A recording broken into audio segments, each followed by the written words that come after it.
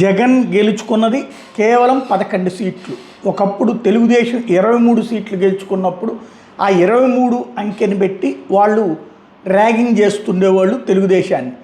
ఇప్పుడు అదే విధమైనటువంటి ర్యాగింగ్ని 11 గెలుచుకున్నటువంటి జగన్మోహన్ రెడ్డిని ఉద్దేశించి కూడా చేసుకొస్తున్నారు. ప్రతిరోజు కూడా 11 టీము ఇట్లాంటిది లోకేష్ మాట్లాడుతుండగానే వాళ్ళు మాట్లాడేటప్పుడు ఈవెన్ జనసేన తెలుగుదేశం సెటారికల్గా అదే వాడుతుంటారు. ఇప్పుడు అదే సెటైర్ని అయ్యన్న పాత్రుడు ప్రస్తావించారు. అసెంబ్లీకి వాళ్ళు వెళ్ళటం, ఆ తర్వాతన బాయ్కాట్ ఇదే దాదాపుగా అక్కడ నినాదాలు చేయడం గవర్నర్ ప్రసంగం సందర్భంలో, ఆ తర్వాత వాకౌట్ చేసి వెళ్ళిపోయారు.